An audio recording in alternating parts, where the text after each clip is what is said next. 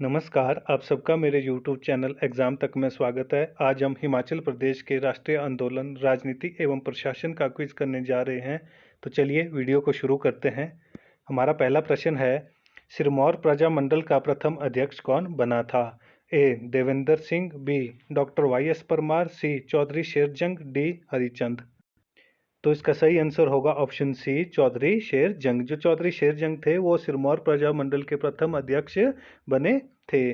जो मेरी previous video है मैंने वहाँ पे आपको बताया था कि जो सिरमौर प्रजामंडल है उसकी स्थापना कब हुई, तो उसकी स्थापना हुई 1935 ईस्वी में। और यहाँ पे पूछा गया है कि सिरमौर प्रजामंडल का प्रथम अध्यक्ष कौन बना था, तो वो बने थे चौधरी शेरजंग। और मैंने अपनी प्रीवियस वीडियो में आपको बताया था कि हिमाचल प्रजामंडल की स्थापना कब हुई। तो हिमाचल जो प्रजामंडल है उसकी स्थापना 1939 को हुई और सिरमौर प्रजामंडल की स्थापना 1935 को हुई। और सिरमौर प्रजामंडल का प्रथम अध्यक्ष चौधरी शेरजंग था। हमारा अगला क्वेश्चन है, डॉक्टर पट्टाभी सितारमैया किस वर्ष सिरमौर आए थे? ए. 1942 ईस्वी, बी. 1944 ईस्वी, सी. 1945 ईस्वी, डी. 1946 ईस्वी। तो इसका सही आंसर होगा ऑप्शन सी, 1945 ईस्वी। डॉक्टर पट्टाभी सितारमैया सिरमौर कब आए थे? 1945 ईस्वी को आए थे। हमारा अगला क्वेश्चन है, सन 1945 ईस्वी में स्थापित सिरमौर की प्रथम विधानसभा में से किसे मंत्री बनाया गया था? A. Shri S.D.H. Chauhan, B. Doctor Y S. Parmar, C. Narayan Vyas, D. S.N. रोमोल। तो इसका सही आंसर होगा option A, Shri S.D.H. Chauhan, जो सन 1945 ईस्वी में स्थापित सिरमौर की प्रथम विधानसभा से मंत्री बनाए गए थे। हमारा अगला क्वेश्चन है, सिरमौर राज्य में पजौता सत्याग्रह किस वर्ष शुरू हुआ था? ये क्वेश्चन मोस्ट इंपॉर्टेंट क्वेश्चन है। ये क्वेश्चन पहले बहुत बार पूछा जा चुका है कि जो सिरमौर राज्य में पजौता सत्याग्रह हुआ था वो कब शुरू हुआ था। तो वो ए. 1939 ईस्वी, बी. 1942 ईस्वी, सी. 1945 ईस्वी, डी. 1948 ईस्वी। तो इसका सही आंसर होगा ऑप्शन बी, 1942 ईस्वी। 1942 ईस्वी को ही सिरमौर राज्य में पजौता सत्याग्रह शुरू हुआ था। और जो क्वेश्चन है, क्वेश्चन इस तरह से भी पूछा जाता है कि जो सिरमौर में पजौता सत्याग्रह 1942 में हुआ था उसके नेता कौन कौन थे? तो उसके नेता लक्ष्मी एवं वैद्य सूरत सिंह थे। हमारा अगला क्वेश्चन है, नई संगठित हिमाचल के साथ किस वर्ष सिरमौर रियासत का विलय किया गया था? ए. 1948 ईस्वी, बी. 1951 ईस्वी, सी. 1956 ईस्वी, डी. 1966 ईस्वी। तो इसका सही आंसर होगा ऑप्शन ए, 1948 ईस्वी। 1948 ईस्वी को ही जो नया संगठित हिमाचल प्रदेश है तो सिरमौर रियासत का विलय किया गया था। जो मेरी प्रीवियस वीडियो है वहाँ पे मैंने आपको बताया था कि जब हिमाचल प्रदेश का गठन 1948 में किया गया था तो हिमाचल प्रदेश के कितने ज़िले थे? तो हिमाचल प्रदेश के 4 ज़िले थे, जिसमें एक ज़िला था सिरमौर, दूसरा था महासू, तीसरा था मंडी और जो चौथा ज़िला था हमारे पास वो था चंबा। जब हिमाचल प्रदेश का गठन किया गया 1948 ईस्वी में तो हिमाचल प्रदेश के कितने ज़िले थे? तो हिमाचल प्रदेश के 4 ज़िले थे, सिरमौर, महासू, मंडी और चंबा। और यहाँ पे जो क्वेश्चन है वो है कि नई संगठित हिमाचल प्रदेश के साथ जो सिरमौर रियासत का विलय कब किया गया? तो वो भी किया गया 1948 ईस्वी में और वह एक ज़िले के रूप में अस्तित्व में आया था। हमारा अगला क्वेश्चन है, सन 1948 से 1972 ईस्वी तक भागल नामक रियासत किस जिले का हिस्सा थी? ए. अंबाला, बी. बिलासपुर, सी. महासू, डी. शिमला।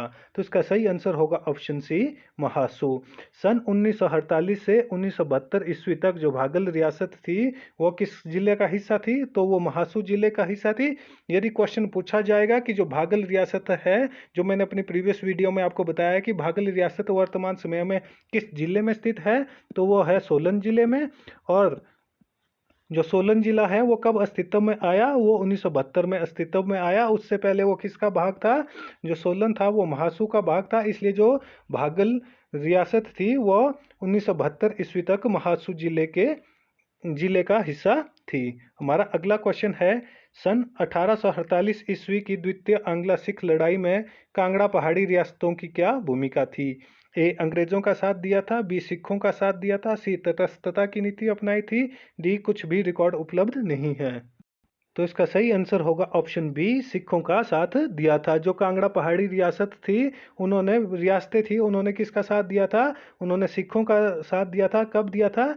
1948 ईस्वी की द्वितीय आंग्ला सिख युद्ध में। और द्वितीय आंग्ला सिख युद्ध किस किस के बीच में हुआ? वो सिखों और अंग्रेजों के बीच में हुआ था। ये क्वेश्चन बन सकता है कि द्वितीय आंग्ला सिख युद्ध कब हुआ, तो उसका आंसर हो जाएगा 1948 ईस्वी में। हमारा अगला क्वेश्चन है, नूरपुरी वजीर राम सिंह, जिसने द्वितीय आंग्ला सिख लड़ाई में अंग्रेजों को काफी मुसीबत में डाला था, अंततः जब बंदी बनाया गया तो कहाँ रखा गया था, जहां पर उसकी मृत्यु हो गई थी? जो नूरपुर के वजीर थे राम सिंह, उन्होंने द्वितीय आंग्ला सिख लड़ाई में अंग्रेजों को मुसीबत में डाला था, तो उनको क्या किया गया था? तो उनको बंदी बनाया गया था, और जहां पे उनकी क्या हो गई थी? बाद में मृत्यु भी हो गई थी। इसमें हमारे पास जो ऑप्शन है, ए अल्मोड़ा में रखा गया था, बी अंडमान में, सी पौंडीचेरी में, डी सिंगापुर में। तो इसका सही आंसर होगा ऑप्शन डी, सिंगापुर में। नूरपुरी जो वजीर थे राम सिंह, उनको कहाँ पे रखा गया था? उनको सिंगापुर में रखा गया था। और उनकी मृत्यु कहाँ हुई थी? उनकी मृत्यु भी सिंगापुर में ही हो गई थी।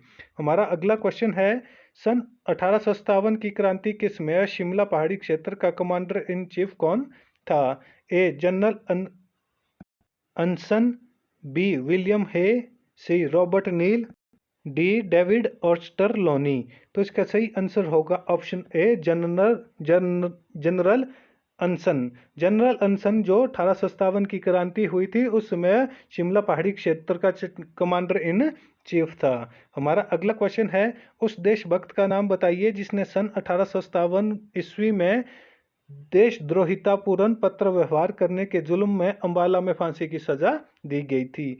ए रणजौर सिंह, बी रतनलाल, सी राम प्रसाद बैरागी, डी भूरेलाल मिस्त्री। तो इसका सही आंसर होगा ऑप्शन सी, राम प्रसाद बैरागी। राम प्रसाद बैरागी को ही 1857 ईस्वी में देशद्रोहितापूर्ण पत्र व्यवहार करने के जुल्म में अंबाला में फांसी की सजा सुनाई गई थी। हमारा अगला क्वेश्चन है, उस देशभक्त का नाम बताइए जिसने अंग्रेजों के विरुद्ध लोगों को भड़काने के जुल्म में सन 1857 में धर्मशाला में फांसी की सजा दे दी गई थी। ए जोधवीर सिंह, बी प्रताप सिंह, सी राम सिंह, डी नेकचंद। तो इसका सही आंसर होगा ऑप्शन बी, प्रताप सिंह। प्रताप सिंह जो थे, उनको ही 1857 ईस्वी में क्या किया गया था? लोगों को भड़काने के जुल्म में 1857 ईस्वी में जो धर्मशाला में उनको फांसी दे दी गई थी। हमारा अगला क्वेश्चन है, निम्नलिखित पहाड़ी रियासतों में से किसे सन 1862 ईस्वी में पुत्र न होने की स्थिति में दत्तक पुत्र लेने का अधिकार दिया गया था? दत्तक पुत्र होता है जिनका कोई खुद का पुत्र नहीं होता है, वो गोद किसी अन्य पुत्र को जब लेते हैं, किसी लड़के को लेते हैं, तो उसे दत्तक पुत्र कहा जाता है। तो यहाँ पे जो प्रश्न है वो प्रश्न है कि निम्नलिखित पहाड़ी रियासतों में से किसे सन 1862 ईस्वी में पुत्र ना होने की स्थिति में दत्तक पुत्र लेने का अधिकार दिया गया था? ए चंबा, बी नूरपुर, सी बिलासपुर, डी हिंदूर। तो इसका सही आंसर होगा ऑप्शन ए, चंबा। चंबा के जो राजा थे, उनको ही सन 1862 ईस्वी में दत्तक पुत्र लेने का अधिकार दिया गया था, क्योंकि उनका खुद का कोई पुत्र नहीं था। हमारा अगला क्वेश्चन है, निम्नलिखित में से किस रियासत के राजा को सन 1877 में दिल्ली दरबार में नहीं बुलाया गया था? ए श्याम सिंह चंबा, बी विजय सेन केउंथल, सी जय सिंह जसवान, डी हरिचंद बिलासपुर। तो इसका सही आंसर होगा ऑप्शन सी, जय सिंह जसवान। जो जय सिंह थे, वो जसवान के राजा थे। उनको क्या किया गया था? 1877 ईस्वी में जो दिल्ली दरबार हुआ था, वहां पे उनको नहीं बुलाया गया था। वहां पे जो चंबा के राजा थे, जो मैंने अपनी प्रीवियस वीडियो में भी बताया था कि जो सबसे कम उम्र के राजा थे वो कौन थे? श्याम सिंह। वो कहाँ के राजा थे? चंबा के राजा थे। ये क्वेश्चन भी बनता है। और विजय सेन जो क्योंथल के राजा थे, उनको भी बुलाया गया था। और हीराचंद जो बिलासपुर के राजा था, उनको भी दिल्ली दरबार 1877 में बुलाया गया था। केवल जो जसवान के राजा जय सिंह थे, उनको 1877 के दिल्ली दरबार में नहीं बुलाया गया था। हमारा अगला क्वेश्चन है, किस पहाड़ी रियासत के राजा को सन 1879 ईस्वी में प्रशासन के कारण अंग्रेजों ने गद्दी से हटा दिया गया था? जो कुप्रशासन के कारण उसको क्या कर दिया गया था? उसको गद्दी से हटा दिया गया था। ए गोपाल सिंह चंबा, बी रुद्र सिंह सुकेत, सी देवचंद दतारपुर, डी करमसेन मंडी। तो इसका सही आंसर होगा ऑप्शन बी, रुद्र सिंह सुकेत। जो रुद्र सिंह सुकेत के राजा थे, उनको 1879 ईस्वी में कुप्रशासन के कारण अंग्रेजों ने गद्दी से हटा दिया था।